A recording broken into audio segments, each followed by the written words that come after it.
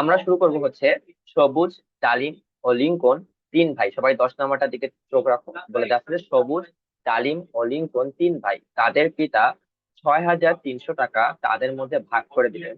এতে সবুজ ডালিমের 3/5 অংশ এবং ডালিম লিঙ্কনের দ্বিগুণ টাকা পায়। প্রত্যেকের টাকার পরিমাণ বের করো।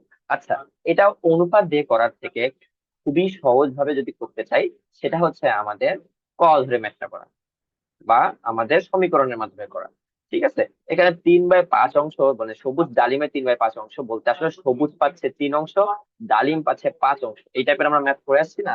দেখো, আমি যদি একটু বলি যে কোন ম্যাথটা দেখবো।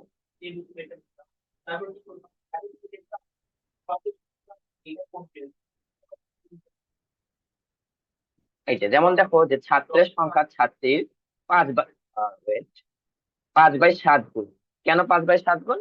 ছাত্র ছিল 5, ছাত্রী ছিল 7। ব্যাপারটা হচ্ছে যদি আমরা যদি অনুপাত করতেছিলাম, সেহেতু আমি অনুপাতটাই আসলে আগে ডিসকাস করে দেন আমি সহজভাবে করাটা ওইটা বলতেছি। খেয়াল করে দেখো, এখানে হচ্ছে সবুজ ডালিমের 3/5 অংশ। তাহলে আমাকে যদি কেউ বলে যে সবুজ ইস টু ডালিম, এটা আসলে হবে 3:5। ঠিক আছে, কেউ যদি অনুপাতের সাহায্যে করতে চাও তাহলে তাকে এভাবে করতে হবে।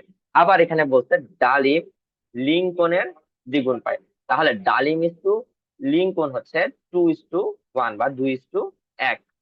বুঝা গেছে? যদি আমাকে কেউ অনুপাতের মধ্যে করতে বলতো তাহলে আমি এখানে লিখতে পারতাম যে ডালিম টু লিঙ্কন মানে হচ্ছে 2:1। তাহলে খেয়াল করে দেখো, এখানেও ডালিম এখানেও ডালিম, তাহলে সবুজ ডালিম লিঙ্কন আমরা করতে পারি। তাহলে আমাদের অনুপাতও আমরা পেয়ে গেছি, মোটটা দেয়া আছে, তাহলে কে কতটুকু পাই সেটা আমরা বের করতে পারি। কিন্তু আমি বলতেছিলাম যে এইটার থেকে আমরা আরো সহজভাবে করতে পারি। সেটা হলো যে আমি যদি এটাকে ক ধরি, তো 10 নম্বরে যদি আমি করি ধরি। আচ্ছা, আমরা কাঠটা ধরবো। দেখো, এখানে সবুজ এবং ডালিমের হিসাব দেওয়া আছে, আবার ডালিমের সাথে লিঙ্কনের হিসাব দেওয়া আছে। তাহলে যেহেতু ডালিম পাচ্ছে লিঙ্কনের দ্বিগুণ, তাহলে আমি যদি ধরি লিঙ্কন পাই, তুমি যে কোনো একটাকে ক ধরবা সেই অনুযায়ী তুমি সম্পর্ক দেবে। আর এই ক্ষেত্রে লিঙ্কনটা ধরলে বেশি ভালো। তাহলে লিঙ্কন পায় ক টাকা। তাহলে ডালিম পাবে কত পাবে? লিঙ্কনের দ্বিগুণ। তাহলে ক এর দ্বিগুণ কত? 2 ক টাকা। ঠিক আছে, আবার বলছে সবুজ ডালিমে 3/5 অংশ পায়। তাহলে সবুজ পাবে 3/5 কার? ডালিমের। তাহলে ডালিম কত? 2 ক পাচ্ছে। তাহলে এইভাবে আমি লিখবো জিনিসটা। তাহলে আলটিমেটলি হয় হচ্ছে 6 ক/5 টাকা। তাহলে তাদের পিতা 6,300 টাকা দিয়ে যেহেতু ভাগ করে দিচ্ছে, তাহলে তাদের যে টাকাটা আছে সেই মোট টাকাটাই মানে ক, 2 ক এবং 6 ক/5, এই তিনটার যোগফলই আমার তাহলে 6,300। তাহলে আমি কি লিখতে পারি যে প্রশ্ন মতে ক যোগ 2 ক যোগ 3 ক/5 সমান সমান 6,300। তাহলে এটা এখন আমি নিচে রাখছি 5, 5 ক, 10 ক, আর এখানে থাকতেছে আমার 3 ক। এটা হচ্ছে 6,300। তাহলে আমি লিখতে পারি যোগ করলে হয় 18 ক সমান সমান 6,300 গুণন 5। এরপরে আমি এখানে লিখবো ক। তাহলে এটা সমান সমান কত হয়? 6,300 গুণন 5/18। ঠিক আছে, এই পর্যন্ত কারো কোনো সমস্যা আছে?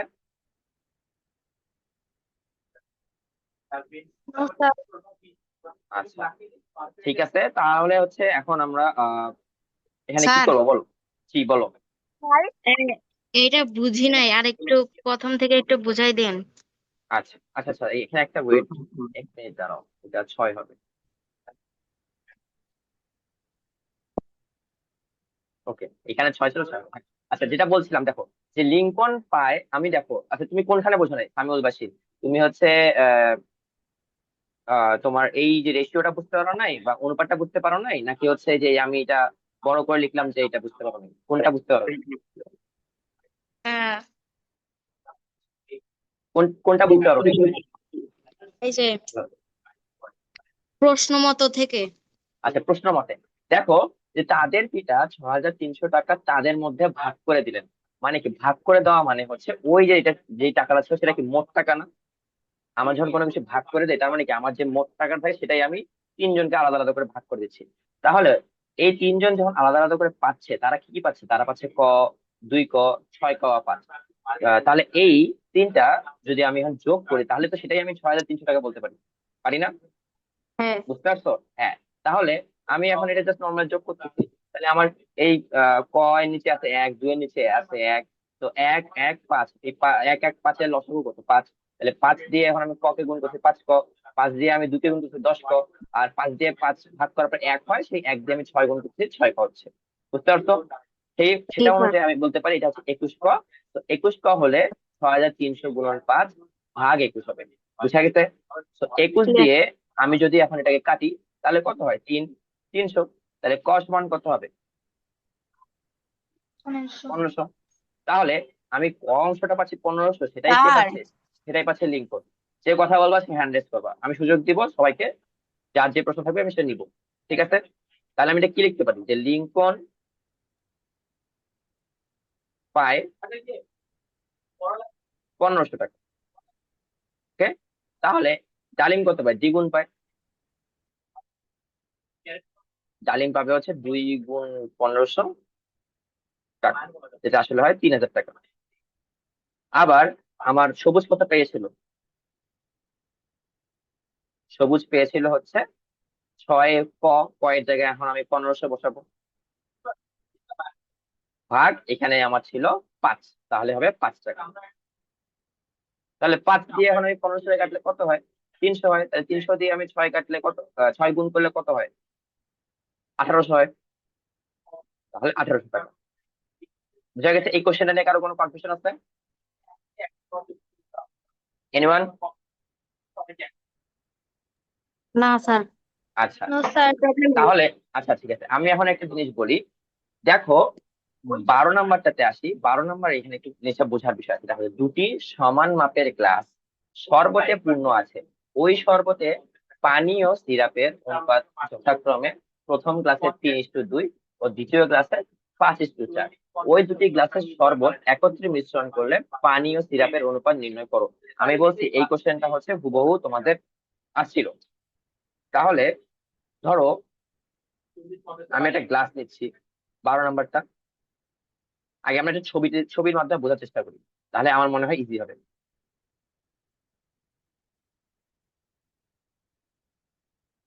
ঠিক আছে?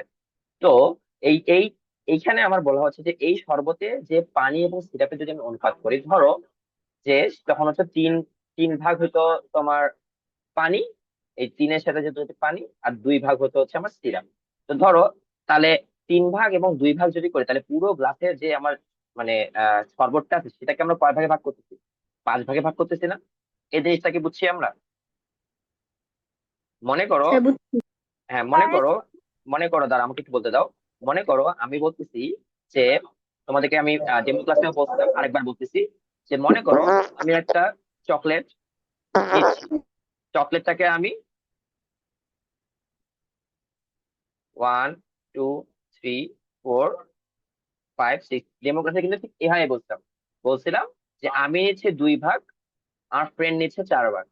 সো আমি যখন 2 ভাগ নিতেছি আর আমার ফ্রেন্ড যখন 4 ভাগ নিতেছে, কিন্তু চকলেটটা ইন টোটাল কয় ভাগে ভাগ হচ্ছে? 6 ভাগে কিন্তু ভাগ হচ্ছে। বুঝা গেছে? তো যখন আমার ফ্রেন্ড নিচ্ছে 2 ভাগ, আমি নিচ্ছি 4 ভাগ, আমার টোটাল চকলেটটা কিন্তু ভাগ হচ্ছে 6 ভাগে। ব্যাপারটা হচ্ছে আমার এই ক্ষেত্রেও যে ওই শরবতে পানি ও সিরাপের অনুপাত যথাক্রমে প্রথম গ্লাসে হচ্ছে 3:2। উল্টার নাই, মিট করো। তো আমি বলতেছি যে শরবতে পানি ও সিরাপের অনুপাত যথাক্রমে প্রথম গ্লাসে হচ্ছে 3:2। তাহলে পুরো গ্লাসটাকে আমি তাহলে কত ভাগে ভাগ করতেছি? 5 ভাগে কিন্তু ভাগ করতেছি। এটা কি ক্লিয়ার? এটা ক্লিয়ার সবাই?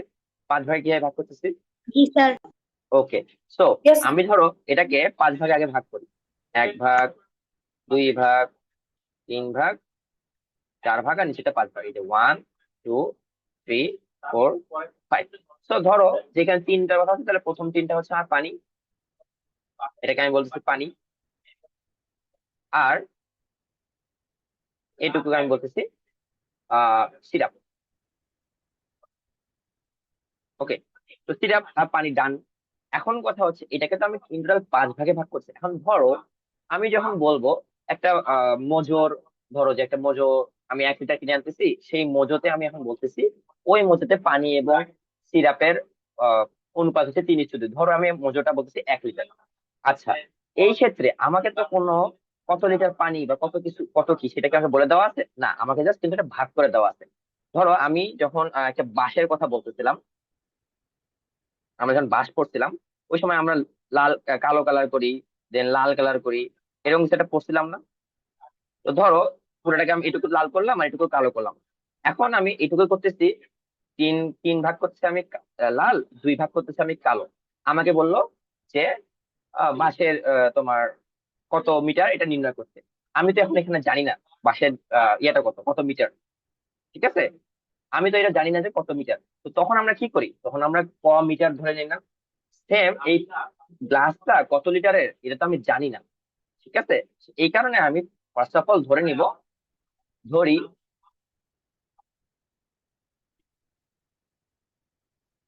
গ্লাসটির ধারণ ক্ষমতা বলতে পারো বা ধারণ করতে পারে, যা যে যেভাবে লিখতে পারো সমস্যা নেই, লিটার লিখতেছি। তাহলে আমি বলতেছি গ্লাসটা হচ্ছে লিটার। তাহলে এখন আমি যদি গ্লাসের সাথে তুলনা করি, গ্লাসের সাথে তুলনা করি মানে পুরা গ্লাসটার সাথে যদি তুলনা করি, তাহলে প্রথম গ্লাসে,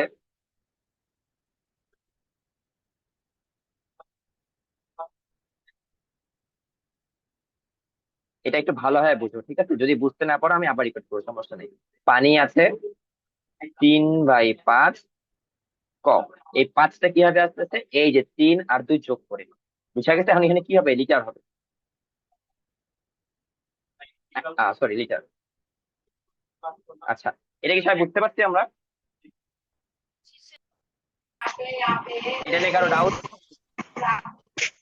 আচ্ছা, যেহেতু কোনো ডাউট নাই, তাহলে আমি যদি এখন বলি সিরাপের কথা, সিরাপ আছে কত, আমার এখানে 2 আছে, তাহলে 2। টোটাল গ্লাসটা কত ভাগে ভাগ করছিলাম আমরা, 5 ভাগে। আমার গ্লাসের কত লিটার, লিটার, এইটা, ঠিক আছে? সেম দ্বিতীয় ক্লাসে 5:4। ঠিক আছে, তখন দ্বিতীয় ক্লাসে পছন্দ করি আমি, এটাকে একটু রাফ করে দিলাম যেহেতু এটা বোঝানো শেষ। আচ্ছা, তাহলে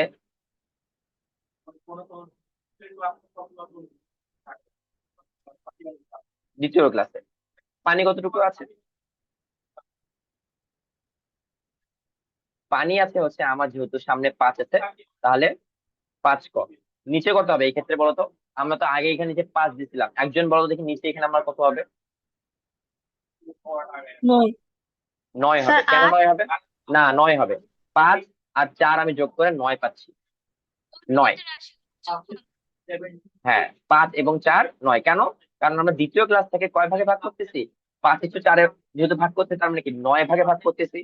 9 ভাগে ভাগ করার, এই যে আমি 9 ভাগে ভাগ করতেছি, তার 5 ভাগ যাচ্ছে পানিতে, এই কারণে পানি এখন কত লিটার আমরা কয়ের সাথে গুণ করবো, ঠিক আছে? আচ্ছা, আরেকবার একটু আমি যদি ভালোভাবে বলি, মনে করো আমি যেটা বলতেছিলাম যে মোজোর একটা বোতল, এরকম একটা মোজোর, মনে করো যে আমি তো ভালো ড্রয়িং করতে পারি না যদিও, ঠিক আছে? ধরো যে এরকম একটা বোতল, ঠিক আছে? এটা আমি বলতেছি 1 লিটার। যখন এটাকে আমি বলবো যে এর মধ্যে আমার পানি আছে, পানি তো অ্যাকচুয়ালি থাকে না, ড্রিঙ্কস ধরো যে হচ্ছে আহ তিন, আর হচ্ছে চিনি আছে ধরো যে 2 বলছি, তাহলে এখানে কত লিটার আমার হচ্ছে পানি পানি আছে আর কত লিটার আমার সিরাপ আছে, এটা যদি আমাকে আমি বের করতে দেয় তখন আমি কি করতাম? জুলকার নাইন, তোমাকে কিন্তু আমি বের করে দেবো যদি তুমি মিউট না করো। দেখো, যে 3/5 গুণন 1, এভাবে আমরা লিখতাম না? যখন আমাকে কি দেওয়া থাকে, টোটালটা দেওয়া থাকে, যখন আমাকে টোটালটা দেওয়া থাকে এবং একটা অনুপাত দেওয়া থাকে, আমরা কি নিয়ম শিখছি যে আমাদের এই যে রাশিগুলো যোগ করি সেটা রাখি নিচে। যেটা বের করব আমরা, যেহেতু পানি বের করব, তাহলে যে পানি আছে 3, সেই 3টা রাখতেছি উপরে।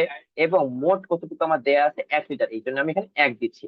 সিমিলারলি এইখানেও আমি কিন্তু ক লিটারটা ধরে নিচ্ছি, এই জন্য এখানে ক গুণ করতেছি। মোট কত আছে আমার 5 আছে, আর যোগ করে রাশির যোগফল 9। আর আমি পানিটা যেহেতু বের করতেছি এই জন্য 5।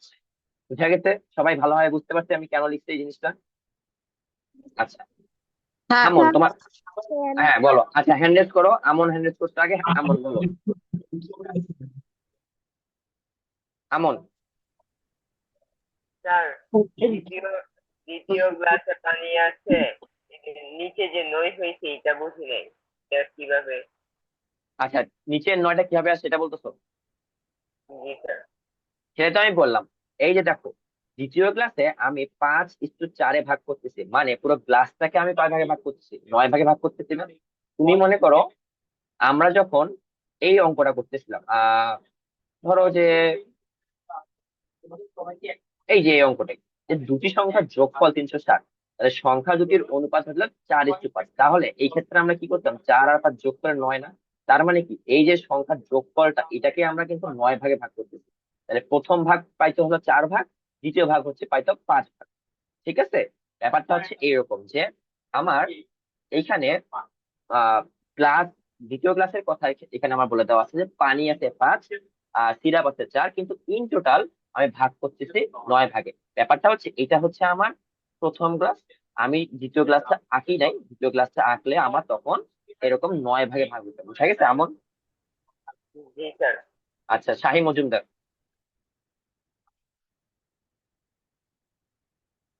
শাহী স্যার মজুমদার। একটু বুঝে দেন। কোনটা? প্রথম ক্লাস ওই প্রথম অংশটা এটা একটু বুঝে নেই।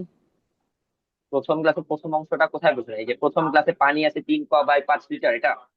জি স্যার। আচ্ছা, আমি একটু আগেই বললাম যে ধরো আমি একটা মোজোর বোতল নিচ্ছি, মোজো বলো বা যে কোনো একটা ড্রিঙ্কস এর বোতল নিচ্ছি, সেটা হচ্ছে 1 লিটার বোতল। তাহলে সেই 1 লিটার বোতল আমাদেরকে যখন একটা অনুপাত দেয়া থাকে এবং মোটটা দেওয়া থাকে, তখন আমরা কি রকম ভাবে করি? তখন আমরা যখন মনে করি এটাকে বলছি পানি একটু সিরাপ, এরকম একটা বিষয় ধরে নিলাম। তাহলে এই আমাকে 1 লিটার বোতল দেয়া আছে, পানি একটু সিরাপের অনুপাত দেওয়া আছে 3:2। ঠিক আছে?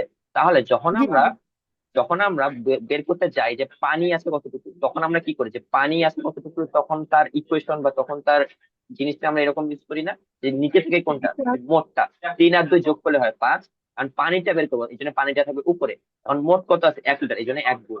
সেম, আমরা এখানে পানিটা বের করবো, এই জন্য পানির কত আছে এখানে, প্রথম ডোজের ক্ষেত্রে 3 আছে, এই জন্য 3 উপরে। মোট কত? 5 আছে, এবং আমার কত লিটার দেওয়া আছে আমি ধরে নিয়েছিলাম ক লিটার, দ্যাটস ওয়াই ক। বুঝা গেছে সাই? জি স্যার। আচ্ছা, সেম সিরাপের ক্ষেত্রে এরকম, পানির ক্ষেত্রে, দ্বিতীয় ক্লাসের পানির ক্ষেত্রে এরকম, এখন দ্বিতীয় ক্লাসের সিরাপ, সরি, সিরাপের ক্ষেত্রে সেম।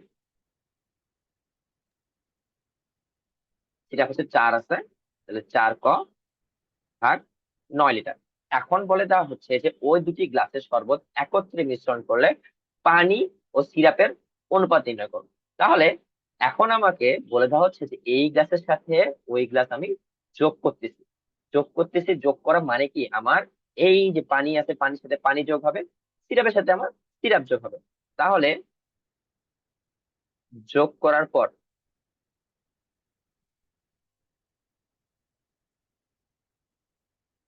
পানি কতটুকু আছে?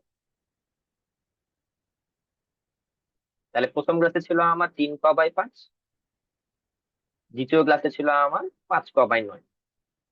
তাহলে আমি যখন যোগ করলাম, তাহলে তো অবশ্যই পানি গুলো একসাথে যোগ হবে আর সিরাপ গুলো আমার একসাথে যোগ হবে। তাহলে 9 আর 5 কত হয়? 45। তাহলে 5 আর এখানে 9, 9 × 3 কত হয়? 27 ক। আর এখানে 5 × 5 25 ক লিটার। তাহলে 25 আর 27 যোগ করলে কত হয়? 7 × 5 আমার 12 হয়, 2 2 4 আর 1 5। তাহলে 52 ক/45 লিটার। আমি এটা যেহেতু বোঝানো শেষ, তো আমি এটাকে রাফ রাফ করে দিচ্ছি।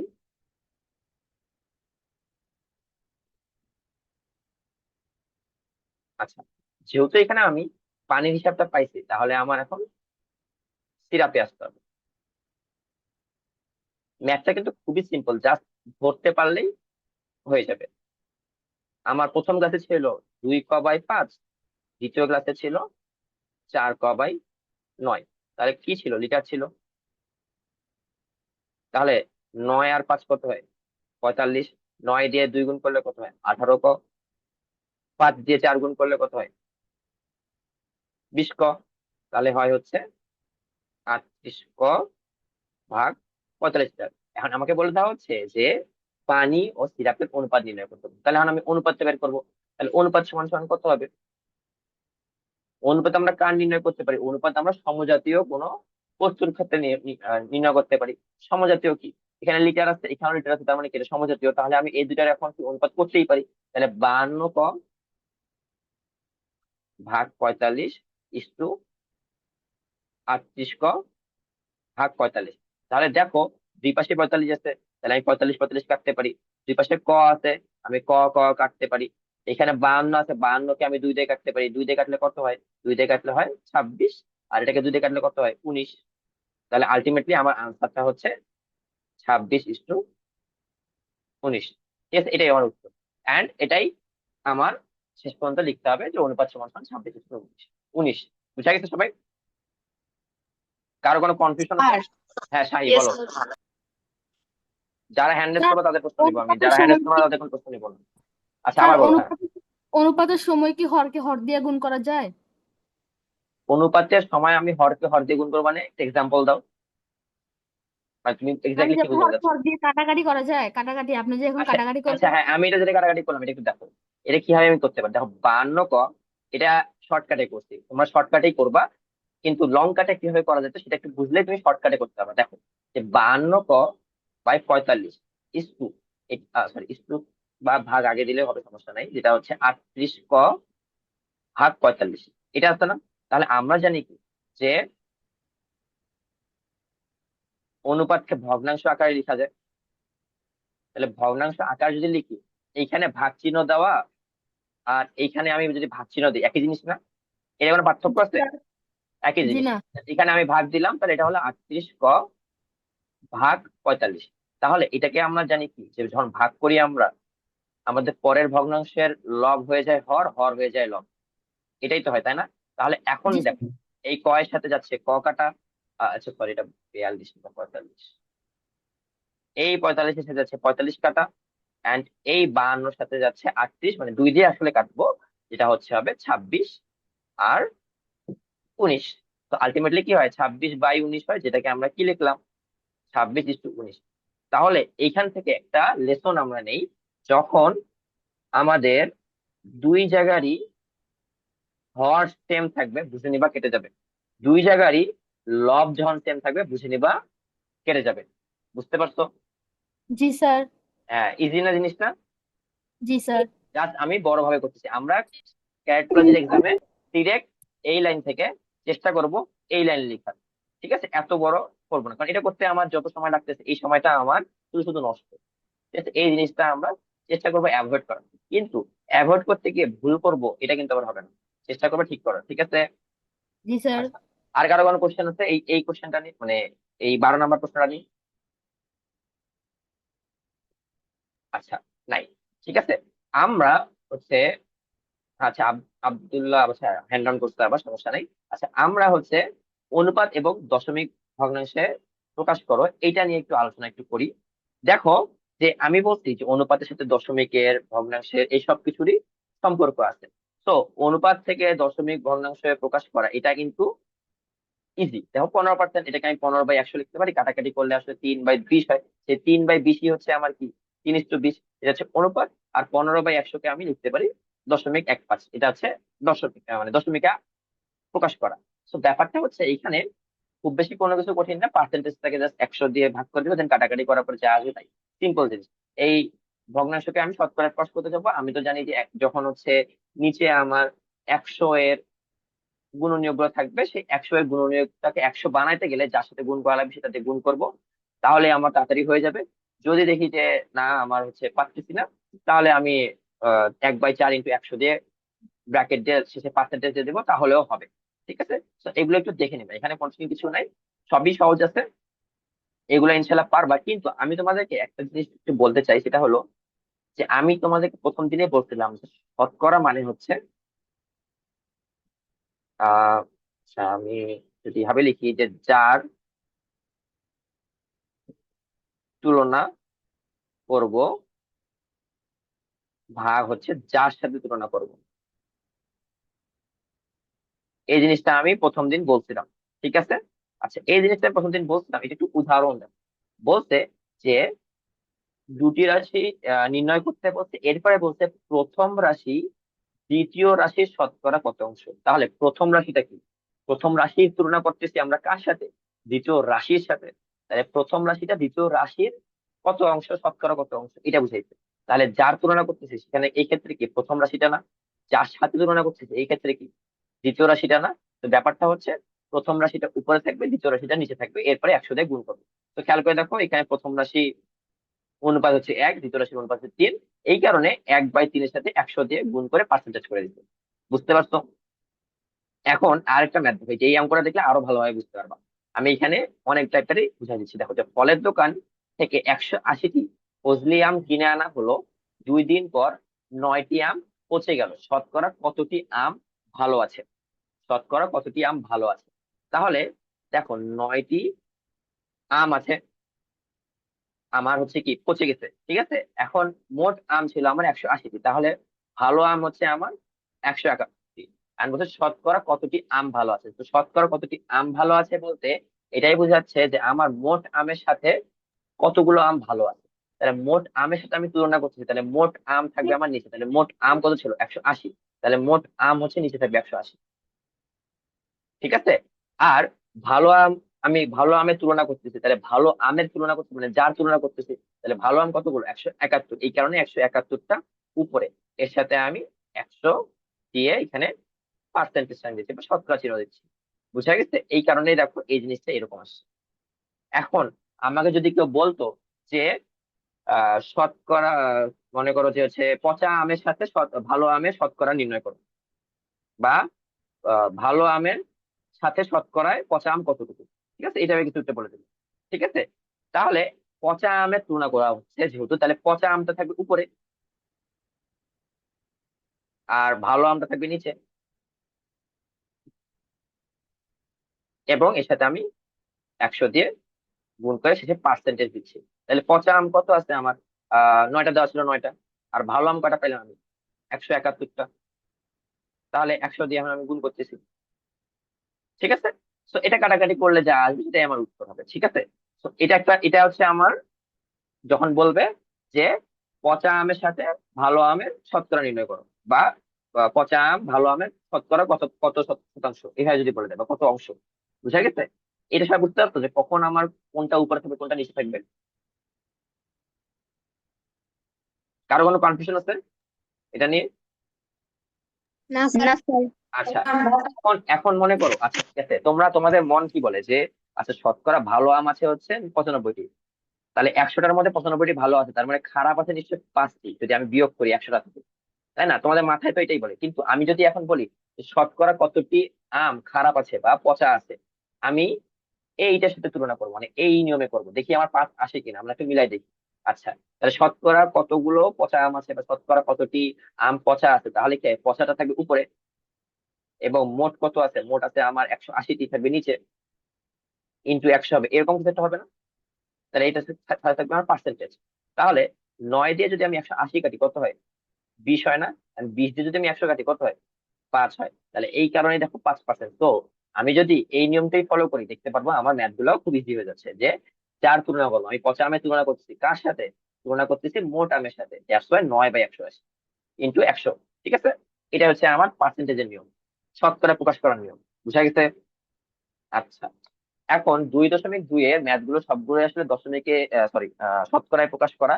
এই কারণে আমি বেশি কিছু বলবো না, খালি একটা জিনিসে আমি বলবো, সেটা হলো এই যে এইটা দেখো, যে মুসান্না বইয়ের দোকান থেকে একটি বাংলা রচনা বই 84 টাকায় ক্রয় করলো, কিন্তু বইটির কভারে মূল্য লেখা ছিল 120 টাকা। সে শতকরা কত টাকা কমিশন ছিল বা কমিশন পেলো? ঠিক আছে। এই কমিশন পেলো জিনিসটা আসলে কি, এটা একটু বুঝি। তো আমাদের অনেকের হচ্ছে বই পড়ার একটা কি থাকে, ইচ্ছা থাকে। আচ্ছা, একটা ভালো জিনিস বলি, তোমাদের যখন রিটেন অ্যাডমিশন ক্রস করে যাবা, তোমাদের হচ্ছে ভাইভাতে ভাইভাতে এরকম লেখা থাকে যে তোমার পছন্দের শখ কি বা পছন্দের কাজকর্মগুলো কি ভাইবাতে, বা তোমার যে একটা সিভি লেখা লাগে, সিভিতে তুমি লিখে দিবা যে যার যার যেটা আর কি পছন্দ। তো অনেকে লিখে থাকো যে হচ্ছে বই পড়তে পছন্দ করি, মানে যদিও বই পড়তে ইচ্ছা করে না, বাট তারপরে লিখে থাকি বই পড়তে পছন্দ করি। এই জিনিসটা করবো না, তোমার আসলে যে শখটা সেই শখটাই লিখবা, ঠিক আছে? এখন লিখলা যে তুমি বই পড়তে ভালো লাগে বা বই পড়তে পছন্দ করবে বা বই পড়া এটাই হচ্ছে আমার শখ। তখন দেখা গেল তোমাকে ভাইবা জিজ্ঞাসা করলো, আচ্ছা তুমি কি কি বই পড়ো? তখন তুমি বললা যে টেক্সট বুক বই। আসলে টেক্সট বুকই হচ্ছে তোমার বই পড়া না, গল্পের বই বলো বা ফিলোসফিক্যাল বই বলো, সায়েন্স ফিকশন বলো, ব্যাপারটা হচ্ছে এই টাইপের বই পড়াকেই আসলে বই, মানে তোমার বই পড়া বুঝায়, ঠিক আছে? তো যখন শখটা লিখবা সেই শখ সম্পর্কে যাতে তোমার পারফেক্ট নলেজ থাকে, বুঝে গেছে? আচ্ছা যাই হোক, ভাইবা পরে, আগে রিটেন যেহেতু আমরা এটাকে বুঝি যে শতকরা কত টাকা কমিশন পেলো। এই জিনিসটা আসলে কমিশন বলতে কি বিষয় বলছে যে বইয়ের কাভারে বা কভারে, বাংলায় যদি কভার বলি, 120 টাকা মূল্য লেখা আছে। তাহলে আমাদের নর্মালি এখানে কি লেখা থাকে, এখানে এই জিনিসটা এখানে লেখা থাকে না, প্রাইস ট্যাগ দেওয়া থাকে 120 টাকা, এইভাবে লেখা থাকে, ট্যাগ দেওয়া থাকে এরকম একটা 120 টাকা, বা বাংলা টাকা লেখা থাকে 120 টাকা। কিন্তু আমার এই যে মুসান্না কিনছে হচ্ছে 84 টাকা। তাহলে বইয়ের মেইন দাম হচ্ছে 120 টাকা, ঠিক আছে? আর সে কিনলো হলো 84 টাকা, তাহলে সে কমিশন পাচ্ছে হচ্ছে 120 বিয়োগ 84 টাকা। তাহলে এটা এখন বিয়োগ করলে কত হয়? এখানে হয় 6, এখানে হয় 9, তার মানে 36 টাকা পাচ্ছে সে কমিশন। এখন বলছে সে শতকরা কত টাকা কমিশন পেলো। শতকরা কত টাকা কমিশন পেলো আমি আগেই বলছি, যখন বলবো শতকরা কত টাকা কমিশন পেলো, শতকরা কতগুলো আম পচা, শতকরা কতগুলো আম ভালো, তখন আমরা কি করছিলাম যে কমিশন আমি কার তুলনা করছি, কমিশনের তুলনা করছি কার সাথে, মোট কত টাকা সেটার সাথে। তাহলে 36টা থাকবে উপরে এবং আমার এই 120 থাকবে নিচে, এর সাথে আমি 100% গুণ করব। ব্যাপারটা হচ্ছে এইভাবে করা লাগবে, ঠিক আছে? এটা আমি করে দিলাম না? আমার মনে হয় যে এইটার মধ্যে সব থেকে কঠিন হলো এটা। আচ্ছা, আমি এই 13 নাম্বারটা করব হচ্ছে লাভ ক্ষতির সাথে, ঠিক আছে? লাভ ক্ষতির সাথে আমি এই 13 নাম্বারটা করব। আপাতত আমি তোমাদেরকে আরেকটা ম্যাথ দেখাই, এটা হচ্ছে আমার নিজের কোশ্চেন বানানো, দেখো খেয়াল করে, যে সাজ্জাদ তার বাবার সম্পত্তির 50% পায়, তার বোন পায় সাজ্জাদের সম্পত্তির 20%, এবং তার মা পায় সাজ্জাদ ও তার বোনের সম্মিলিত সম্পত্তির 40%। জিনিসটা বোঝো যে সাজ্জাদ তার বাবার সম্পত্তির পায় 50%, ঠিক আছে? তার বোন পায় সাজ্জাদের সম্পত্তি 50%, সাজ্জাদ যেটা পাচ্ছে তারও আবার 20%, তার মা পায় সাজ্জাদ ও তার বোনের সম্মিলিত সম্পত্তি 40%। মানে সাজ্জাদ যেটা পাচ্ছে সেই টাকাটা সাথে আমি বোন যেটা পাচ্ছি সেই টাকাটা যোগ করবো, যোগ করার পরে তার সাথে আমি 40% গুণ করবো, ঠিক আছে? গুণ করার পরে যে টাকাটা পাবো সেটা হবে হচ্ছে তার মা। আচ্ছা, তার মা পাচ্ছে, তার বোন পাচ্ছে, সাজ্জাদ পাচ্ছে, তাহলে আলাদা আলাদা আমি কে কতটুকু পাইলো সেটা পাইলাম। এখন বলে দেওয়া হচ্ছে বাকি অংশ দান করা হয় অনাথ আশ্রমে, বাকি টাকাটা দান করা হচ্ছে অনাথ আশ্রমে। তার বাবার সম্পত্তি যদি 2,40,000 টাকা হয়, তাহলে কে কত টাকা পাবে এবং অনাথ আশ্রমে দান করা হবে কত টাকা, এটা নির্ণয় করতে বলা হচ্ছে। তাহলে 2,40,000 টাকা যদি তার বাবার মোট সম্পত্তি হয়, তার সাজ্জাদ পাচ্ছে তার 50%, আর সাজ্জাদ যতটুকু পাচ্ছে তার 20% পাচ্ছে হলো তার বোন, তার বোন এবং সাজ্জাদ মিলে যেটা পাচ্ছে তার 40% পাচ্ছে হচ্ছে তার মা, এবং মা, সাজ্জাদ এবং বোন পাওয়ার পরে যে বাকি অংশটুকু থাকছে সেটা পাচ্ছে হচ্ছে অনাথ আশ্রমে। তো প্রশ্নটা অনেক পেঁচানো না? And দেখতে পারবা যে ক্যালকুলাসের প্রশ্ন অনেকটা এরকমই টাইপেরই আছে। এটা হয়তো বা কোনো পরীক্ষায় আসে নাই, যে আমি নিজেই কোশ্চেনটা করছি, বাট দেখতে পারবা এটা করলে মোটামুটি সবকিছুই করতে পারবে।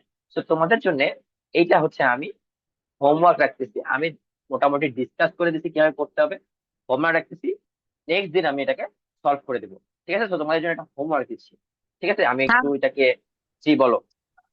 হোমওয়ার্ক গুলা কি কি?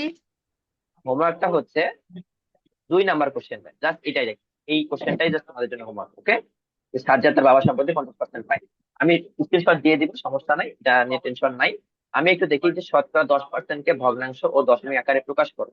10% কে যদি এখন আমি ভগ্নাংশকে ভগ্নাংশতে প্রকাশ করতে চাই, তাহলে 10/100, এটাকে কি লিখতে পারি? 1/10। তাহলে এটা কি একটা ভগ্নাংশ আকারে প্রকাশ হলো, এটাকে যদি আমি দশমিকে করতে চাই তাহলে 0.1। So, এই যে একটু আগে আমরা দেখলাম যে ভগ্নাংশ এবং দশমিকের আকারে প্রকাশ করতে বলা হয়েছে, সেটা করছি। আর একের ক এবং খ নাম্বারটা এখন আমরা বিক্রয় মূল্য এবং ক্রয় মূল্য, লাভ ক্ষতি এগুলো থেকে শিখবো, তার সাথে আমরা ঐকিক নিয়ম শিখবো। ঠিক আছে, ঐকিক নিয়ম সম্পর্কে একটু বলি। ঐকিক, এই জিনিসটা একটু বুঝি। ঐকিক ওয়ার্ডটা কই থেকে আসে? এক যোগ ইক, এই টাইপের জিনিস না? তো এক কি? এক কি? এক হলো আমার কি সংখ্যা এক। তো দেখো, 7 ডজন পেন্সিলের দাম, আচ্ছা এখানে 1 ডজনের কথা বলে দেওয়া আছে। আমি যদি একটু এই যে এইটা একটু খেয়াল করে যে দেখো যে 10 জন লোক একটি কাজ 9 দিনে করতে পারে, 5 জন লোক উক্ত কাজ কত দিনে করতে পারবে? তো আমরা ফার্স্ট অফ অল কি করি, যে 10 জন লোকে কাজটি করতে পারে 9 দিনে, তাহলে একজন লোক কাজটি করতে পারে 9 গুণ 10 দিনে, তাহলে 5 জন লোক কাজ করতে পারে 9 গুণ 10 ভাগ 5, এইভাবে করি না? তারপরে মনে করো এই ক্ষেত্রেও দেখো যে 50 জন ছাত্রের খাদ্য আছে 4 দিনের, একজন ছাত্রের খাদ্য আছে এতদিনের, 20 জন ছাত্রের খাদ্য আছে এতদিনের। তো যখনই আমরা 50 থেকে 20-এ লাভ দিব, মাঝে আমি কি করতেছি, এক নিয়ে কাজ করতেছি না? তো ঐকিক নিয়মটা হচ্ছে এই জন্যই ঐকিক বা এক যোগ ইক। বুঝা গেছে? আচ্ছা, ঐকিক নিয়মের সাথে আমি বলছিলাম যে লাভ ক্ষতিটাও শিখবে। ঐকিক নিয়ম তো ক্লাস 6 এর বইতে আমরা সবাই করছি, আমরা আসলে বেশিরভাগ সময় দেওয়ার চেষ্টা করবো ক্লাস 7 এর বইটাতে, কারণ ক্লাস 6 এর বই আই হোপ সবার পড়া হয়ে গেছে। ক্লাস 7 এর বইটাই হচ্ছে একটু টাফার, বা যারা হচ্ছে এখনো প্র্যাকটিস করি নাই তাদের জন্য। খেয়াল করে দেখো যে আমি একটু বইয়ে পড়ে আসি, আমার একটু লেকচারটা খেয়াল করি। আমি যদি এখন বলি একজন মানুষ 5% লাভ করতেছে, 5% লাভ করতেছে, তো 5%, এটাকে আমরা কি লিখতে পারি? পার্সেন্ট কি আমরা লিখতে পারি না? যে 5/100, এটা কিন্তু আমরা একটু আগে শিখলাম। তাহলে পার্সেন্টকে কিন্তু আমরা 5/100 আকারে লিখতে পারি। তো এই পাঁচটা কি? এই পাঁচটা হচ্ছে আমার লাভ, আর এই যে 100টা, এটা হচ্ছে আমার ক্রয় মূল্য। আবার কেউ যদি বলে 5% ক্ষতি, 5% ক্ষতি যদি কেউ বলে, এটাকে আমি লিখতে পারি 5% মানে হচ্ছে 5/100। এই 5 মানে হচ্ছে আমার লাভ, সরি লাভ না, ক্ষতি। আর এই 100 হচ্ছে আমার ক্রয় মূল্য। তাহলে জিনিসটা বুঝো, যে যখন আমাকে 5% লাভ বলবে তখনও আমি, আমার নিচে থাকছে ক্রয় মূল্য। যখন আমাকে 5% ক্ষতি বলবে তখন আমার নিচে থাকতেছে ক্রয় মূল্যই। তাহলে যখন আমাকে কোনো প্রশ্ন দেওয়া থাকবে যে শতকরা লাভ কত, শতকরা ক্ষতি কত, আমি বিক্রয় মূল্যের দিকে কোনো নজর দিব না, আমি অলওয়েজ ক্রয় মূল্য নিয়ে কাজ করব। অনেকে কনফিউজ হয়ে যাও, আমাকে মনে করো বিক্রয় মূল্য দেওয়া আছে, ক্রয় মূল্য দেওয়া আছে, লাভ দেওয়া আছে, অনেকে কনফিউজ হয়ে যাও যে শতকরা লাভ বের করতে বলা হয়েছে, আমি কি ক্রয় মূল্যের সাথে তুলনা করব না বিক্রয় মূল্যের সাথে তুলনা করব? এটাই তোমার আনসার, যে 5% লাভ মানে হচ্ছে 5/100, এই 5 হচ্ছে আমার লাভ, ক্রয় মূল্য হচ্ছে 100। আমি কি বুঝতে পারছি? যখন আমাকে শতকরা লাভ এবং শতকরা ক্ষতি বের করতে হলে আমি কার সাথে তুলনা করবো? জি স্যার। ওকে। এখন মনে করো আমি একটা ম্যাথ দেখি আমাদের, এখন আমরা বই আসি। বলে দেওয়া হচ্ছে যে 12টি বল পেন 60 টাকায় ক্রয় করলেন। আচ্ছা, এখানে দোকানদার 12টি বল পেন 60 টাকায় ক্রয় করলেন, ফলে একটি বল পেনের ক্রয় মূল্য হলো 5 টাকা।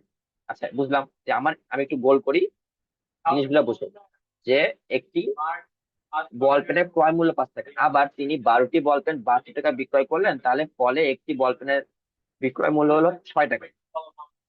আচ্ছা, মনে করো আমি 5 টাকা 6 টাকার কথা বাদ দিলাম, মনে করো আমি হচ্ছে একটা বারবিকিউ চানাচুর, বিবিকিউ চানাচুর, যেটা বারবিকিউ বলা হয় এক কথায়, বিবিকিউ চানাচুর কিনতেছি, সেটার দাম কি? ষোলোটা 10 টাকা দাম, তাই না?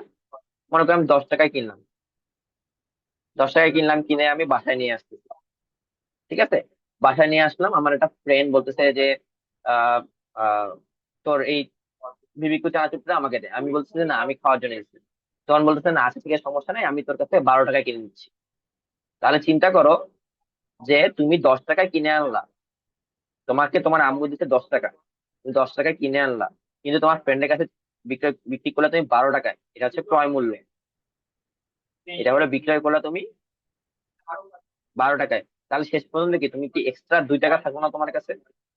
তোমার আম্মু 10 টাকা দিছিল, সেটা যে তুমি একটা চানাচুর কিনে এনে তুমি 12 টাকায় তুমি তোমার ফ্রেন্ডকে দিলা, তাহলে তোমার কাছে এক্সট্রা 2 টাকা থাকলো, তোমার কিন্তু শেষ পর্যন্ত লাভ হইলো। তাহলে এখান থেকে আমরা কি বুঝি যে যখন লাভ হয়, যখন লাভ হয় বিক্রয় মূল্য কি হয়, ক্রয় মূল্য থেকে বড় হয় না ছোট হয়? বড় বড়, বড় হয়। হয় ঠিক স্যার। আছে, বড় হয়। এই জিনিসটা মাথায় রাখবে, এটা কিন্তু তোমার এমসিকিউ বা সত্য মিথ্যাতে আসতে পারে। এখন উল্টা জিনিসে চিন্তা করো যে 10 টাকায় কিনলা, তোমার ফ্রেন্ডকে তুমি বিক্রি করলা 8 টাকায়, 8 টাকায় বিক্রি করলা, তখন তোমার ক্ষতি কত হবে? 2 টাকা হবে না? তোমার কাছে স্যার কিন্তু দুই টাকা টাকা। আরো লস গেল, তোমার কিন্তু আরো টাকা লস গেল। ঠিক আছে, তাহলে যখন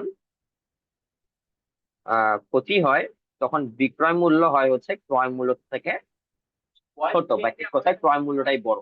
ঠিক আছে, শাহী মজুমদার হ্যান্ড রেজ করছে। স্যার ক্রয় মূল্য আর বিক্রয় মূল্য এটা আমার বুঝিয়ে দেন। আচ্ছা, ক্রয় আর বিক্রয় মানে বুঝো বিক্রি করা, আর ক্রয় মানে কেনা, এক কথায়। ঠিক আছে, জি তুমি স্যার। কোনো কিছু কিনতেছো আর কোনো কিছু বিক্রি করতেছো, যারা বিজনেসম্যান হওয়ার শখ রাখো আর কি, হ্যাঁ, তারা তাদের জন্য এটা আরো ভালো মতো বুঝো আর কি। ঠিক আছে, তুমি মনে করো যে বলে না মানুষ যে ব্যবসায় লস, ব্যবসায় লস কখন হয়? তুমি একটা কাঁচামাল কিনে আনলা বা কোনো কিছু একটা কিনে আনলা, সেটা বিক্রি করতেছো তুমি কেনার দামের থেকে কম টাকায়, তখনই তোমার লস হয়। তাহলে তুমি কিনতেছো তুমি একটা জিনিস 10 টাকায়, বিক্রি করতেছো তুমি 8 টাকায়। ঠিক আছে, তাহলে কি তুমি নিজের পকেটে 2 টাকা বেশি দিলা না? জি এটাই স্যার। হলো তোমার ক্ষতি হচ্ছে।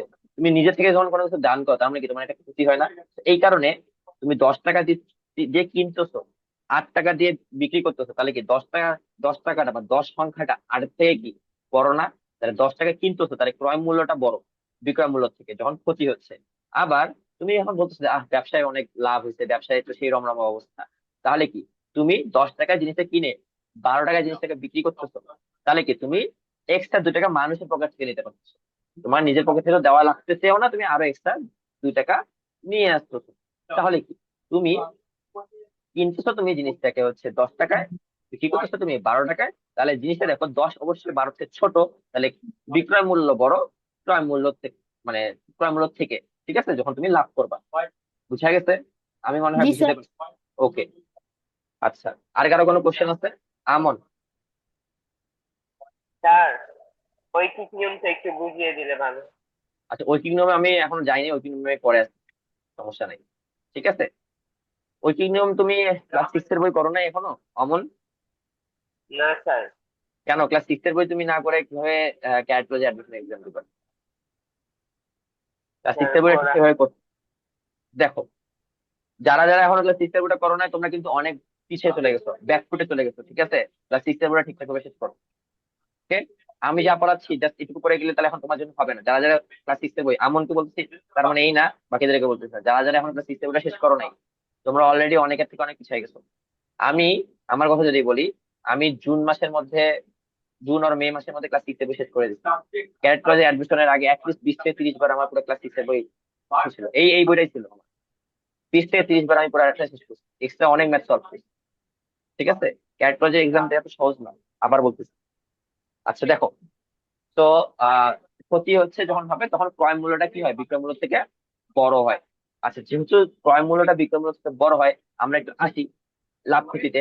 যে এখানে বলে দেওয়া হচ্ছে যে একটি বল পেনের ক্রয় মূল্য হলো 5 টাকা, একটা বল পেনের বিক্রয় মূল্য হচ্ছে 6 টাকা। খেয়াল করে দেখো বিক্রয় মূল্যটা কি ক্রয় মূল্য থেকে বড়, তো এখান থেকে আমি বলতেই পারি যে বিক্রয় মূল্যটা ক্রয় মূল্য থেকে বড়।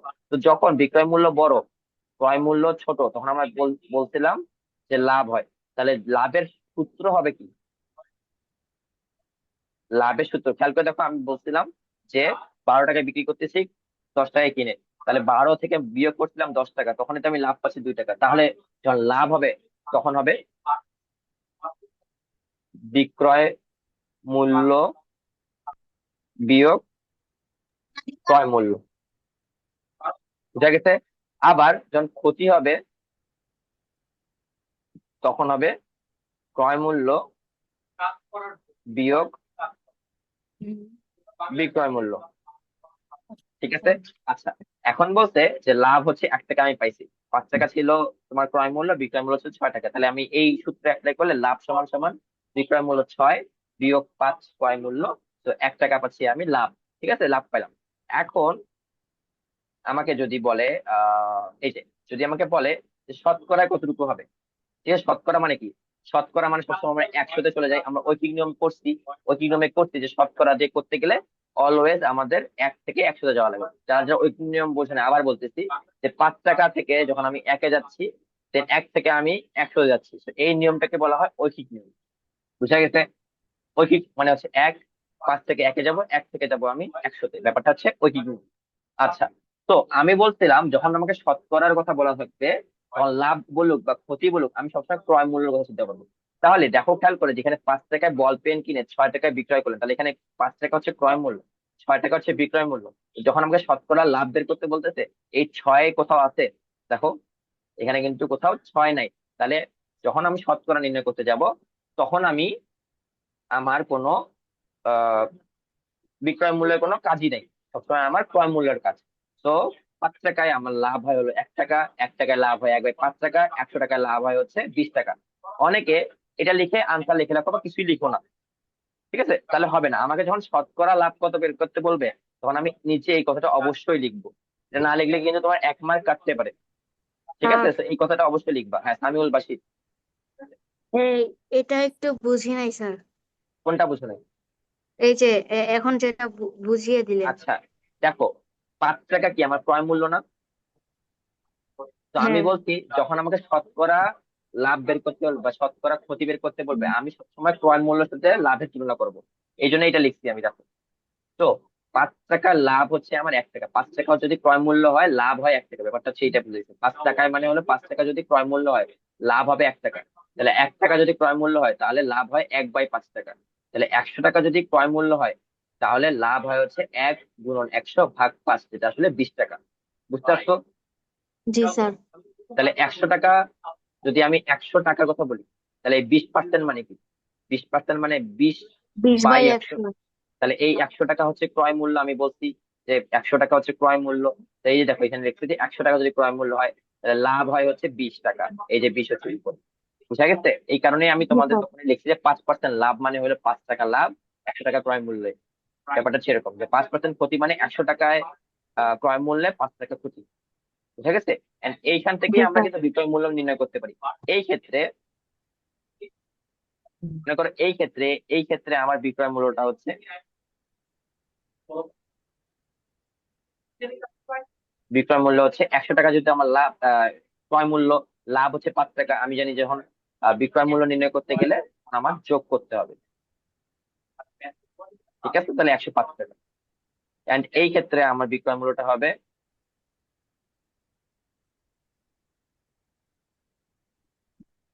100-5, এটা হচ্ছে 95 টাকা। যেটা আমরা এই যে একটু আগে যে সূত্রগুলো শিখলাম, সেই সূত্র অনুযায়ী। বুঝা গেছে? জি স্যার। আচ্ছা, সেম খেয়াল করে দেখো, যে কলা বিক্রেতা 20 টাকার কলা কিনে 18 টাকায় বিক্রয় করলেন, তাহলে বিক্রয় মূল্য হলো 18 টাকা, ক্রয় মূল্য হলো 20 টাকা। আমি বলছি যখন শতকরা ক্ষতি নির্ণয় করব, তখনও আমার ক্রয় মূল্যর সাথেই কাজ, বিক্রয় মূল্যের সাথে কোনো কাজ নাই। তাহলে 20 টাকায় ক্ষতি হয় হলো 2 টাকা, ক্ষতি আমার এটা 2 টাকা। তাহলে 100 টাকায় ক্ষতি হয় 10 টাকা, যেটা আসলে 10%। আমার অবশ্যই এটা লিখতে হবে এসে এসে, যে নির্ণয় ক্ষতি হলো 10%। বুঝা গেছে? তো জি স্যার। যখনই আমাকে জি স্যার। পার্সেন্টেজ নির্ণয় করতে বলবে, আমি ডিরেক্ট 100-তে যাবো, ওই বিন্দু মূল্যতে 100-তে যাবো, এবং অবশ্যই আমার ক্রয় মূল্যের সাথে আমি তুলনা করব, নট বিক্রয় মূল্য। বুঝা গেছে? আচ্ছা, এই হলো আমার স্যার। আহ তোমার বিক্রয় মূল্য এবং ক্রয় মূল্য সম্পর্কিত অঙ্ক। আমরা যদি আরেকটু সামনে আসি, দেখো যে বলছে যে একজন কমলা বিক্রেতা প্রতি শত কমলা মানে 100 কমলা, এক কথায়, হ্যাঁ, 1000 টাকায় কিনে, মানে 100টা কমলা 1000 টাকায় কিনছে, 1200 টাকায় বিক্রি করছে, তাহলে তার কত লাভ হলো? তাহলে দেখো, 1000 টাকা তার হচ্ছে কি ক্রয় মূল্য, বিক্রয় মূল্য হলো 1200 টাকা। আমাকে বলছে লাভ বের করতে, তাহলে যখন আমার লাভ হয়, তখন আমার বিক্রয় মূল্য থেকে ক্রয় মূল্য বিয়োগ করতে হয়। তাহলে বিক্রয় মূল্য থেকে যখন আমি বিয়োগ করতে, তাহলে 1200 বিয়োগ 1000, তাহলে আমার লাভ হচ্ছে 200 টাকা।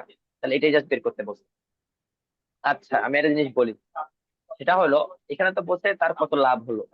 আমাকে পরীক্ষায় এরকম বলে দিতে পারে তার কত লাভ বা ক্ষতি হলো। খেয়াল করে দেখো, পরে আমি যদি একটু আসি, এই যে তার শতকরা কত লাভ বা ক্ষতি হলো। ঠিক আছে, এইগুলোতে দেখো আলাদা করে বলে দিচ্ছে কত লাভ হবে, শতকরা কত লাভ হবে, এখানে আলাদা করে বলে দেওয়া হচ্ছে তার কত ক্ষতি হলো, আলাদা করে বলে দেওয়া আছে তার কত লাভ হলো। তাহলে এইগুলো ম্যাথ করা তো আসলে ইজি, যখন আমাকে লাভ এবং ক্ষতি বলে দিল আমি তো এই যে এই জিনিসটা থেকে বুঝতে পারছি ফর্মুলা অনুযায়ী। কিন্তু যখন আমাকে বের করতে বলবে এই অঙ্কটা খেয়াল করতে হচ্ছে লাভ বা ক্ষতি হলো, তখন আমি কিভাবে করবো? আচ্ছা, লাভ বা ক্ষতি হওয়ার মেইন উদ্দেশ্য মানে মেইন জিনিসটা হলো যে আমাকে আগে দেখতে হবে যে বিক্রয় মূল্য বেশি না ক্রয় মূল্য বেশি। কেন? কারণ বিক্রয় মূল্য যদি বেশি হয় ক্রয় মূল্য থেকে, তাহলে লাভ হচ্ছে। যদি বিক্রয় মূল্য কম হয় ক্রয় মূল্য থেকে, তাহলে ক্ষতি হচ্ছে। বুঝতে পারছো নাকি আমাকে আবার রিপিট করতে হবে? জি না স্যার, বুঝতে পারছি।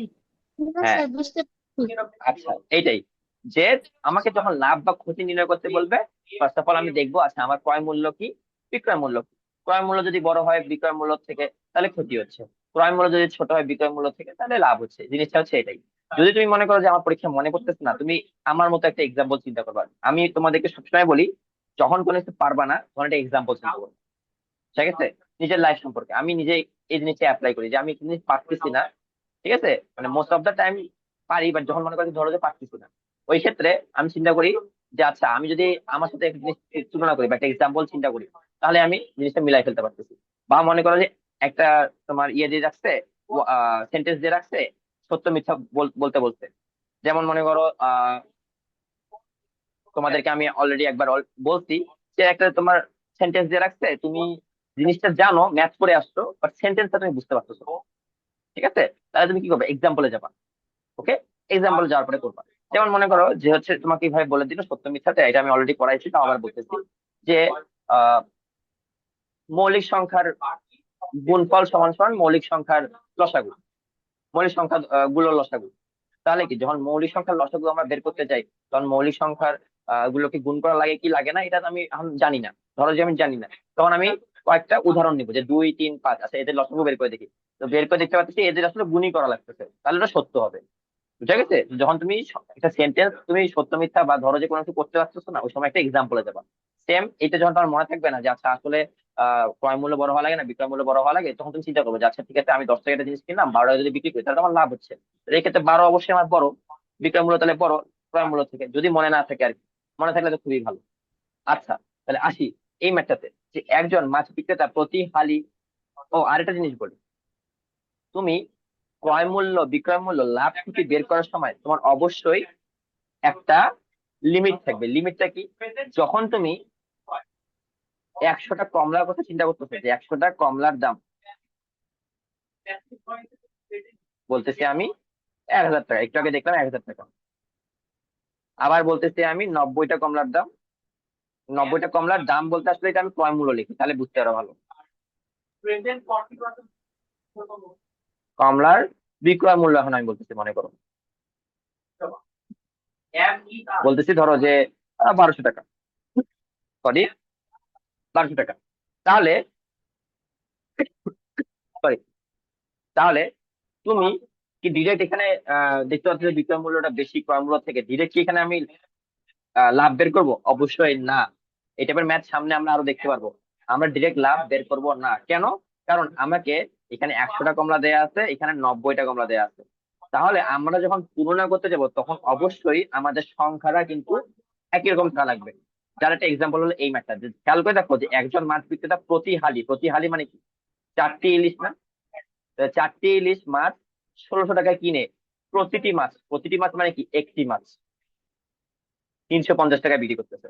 তাহলে কি আমি এখানে দেখতে পাচ্ছি যে কিনতেছে, মাছ বিক্রেতা হচ্ছে কিনতেছে হলো 1600 টাকায়, তাহলে বিক্রয় মূল্য 1600 টাকা বলতেছি, ক্রয় মূল্য আমি 350 টাকা বলতে পারবো না। কারণ এখানে 4টি আছে, এখানে একটি আছে, আমাকে অবশ্যই সমসংখ্যক জিনিস নিয়ে তুলনা করতে হবে। সমসংখ্যক মানে একই সংখ্যা। এটা যদি 4টি হয় এটাও 4টি হইতে হবে, এটা যদি একটি হয় এটাকে একটি বানাইতে হবে। সরি, তো এরা দেখো 4টি ইলিশের দাম কত? 1600 টাকা, তাহলে একটি ইলিশের দাম হবে 400 টাকা। ঠিক আছে? কেমন একটি করতেছে? কারণ একটি মাছের বিক্রয় মূল্য আমার 350 দেওয়া আছে। তাহলে একটি মাছের ক্রয় মূল্য যদি 400 টাকা হয়, একটি মাছের বিক্রয় মূল্য যদি 350 টাকা হয়, তাহলে বিক্রয় মূল্য আমার ক্রয় মূল্য থেকে কম। কম যখন বিক্রয় মূল্য ক্রয় মূল্য থেকে যখন কম হয় তখন কি হয়? ক্ষতি হয় না লাভ হয়? ক্ষতি হয়। ঠিক আছে? তো দ্যাটস ওয়াই একবারই দেখো ক্ষতি লিখছে, যে এখানে ক্রয় মূল্য চেয়ে বিক্রয় মূল্য কম হওয়ায় ক্ষতি। ক্ষতি হয়েছে। দেড়শো একবারে ক্ষতি লিখছে, যে ক্ষতি সমান সমান ফর্মুলা ইউজ করছে 50 টাকা। এখন আমাকে বলছে শতকরা বের করতে, শতকরা কত লাভ বা ক্ষতি। তো যখন শতকরা করি আমরা জানি যে ক্ষতির সাথে তুলনা করতে হয় আমার ক্রয় মূল্য, যেটা আসলে 400 টাকা। এখন দেখা গেল যে এখানে আছে 400 টাকা ক্রয় মূল্য, এখানে আছে 1600 টাকা ক্রয় মূল্য, আমি কোনটার সাথে তুলনা করব? তুমি বিয়োগ করছো তো 400 থেকে, তোমার ক্রয় মূল্য তখন 400 ছিল, তখনই তোমার ক্ষতি হচ্ছে 50 টাকা। তোমার ক্রয় মূল্য যখন 1600 টাকা, তখন তো তোমার ক্ষতি 400 টাকা, 50 টাকা না। তো যেটার জন্য তোমার ক্ষতি আসছে সেটাই হবে তোমার ক্রয় মূল্য। তো দ্যাটস ওয়াই 400 টাকায় ক্ষতি হয় হলো 50 টাকা, 1 টাকায় ক্ষতি হয় তোমার 50/400 টাকা, তাহলে 100 টাকায় ক্ষতি হয় 12.5 টাকা। তো 12.5 টাকা যদি ক্ষতি হচ্ছে, তাহলে ক্ষতির পার্সেন্টেজ হবে 12.5%। তাই বুঝতে পারছো ম্যাথটা? সামিউল বাশির। স্যার জি বলো। এই যে আহ আবার থেকে এই যে আবার একটি ইলিশের বিক্রয় মূল্য 350 টাকা, এখান থেকে আরেকটু রিপিট করেন। আচ্ছা, আহ একটি ইলিশের দাম 400 টাকা, এটা তো বুঝতে পারছো। তাহলে হ্যাঁ। একটি ইলিশের বিক্রয় মূল্য হলো 350 টাকা। তো দেখো, একটা ক্রয় মূল্য হলো 400 টাকা, এটা হলো বিক্রয় মূল্য 350 টাকা। আমি বলতেছি যে যদি ক্রয় মূল্য বিক্রয় মূল্য থেকে বেশি হয় তাহলে সেটা ক্ষতি হয়। এই যেটা লিখছে, ক্রয় মূল্য চেয়ে বিক্রয় মূল্য কম হওয়ায় ক্ষতি হয়েছে, ঠিক আছে? জি বুঝতে স্যার। পারছো? তো ক্ষতি আমি তখন সূত্র অনুযায়ী পাচ্ছি হলো 50 টাকা। তাহলে 50 টাকা যদি ক্ষতি হয় 400 টাকার মধ্যে, তাহলে 100 টাকায় কতটুকু হবে সেটাই আমার শতকরা। বুঝা গেছে? জি স্যার। আচ্ছা, এইরকম হচ্ছে অঙ্ক। So, এখন বলো যে শতকরা এবং লাভ ক্ষতি সম্পর্কে আপাতত যতটুকু বুঝাইছি সবাই বুঝতে পারছো? কারো কোনো কনফিউশন আছে? No sir. আচ্ছা, ঠিক আছে। তো আজকে যেহেতু অলরেডি আমাদের 8:30 বেজে গেছে, নেক্সট ক্লাস শুরু হয়ে যাবে। তো আজকে আমরা এইটুকুই পড়ি, ইনশাল্লাহ আমরা নেক্সট দিন আবার দেখা হবে। সবাই ভালো থাকি। আল্লাহ হাফিজ। স্যার আসসালামু আল্লাহ আলাইকুম। হাফেজ স্যার। স্যার আসসালামু আলাইকুম। আসসালামু আলাইকুম স্যার। ওয়ালাইকুম আসসালাম। আসসালামু আলাইকুম স্যার।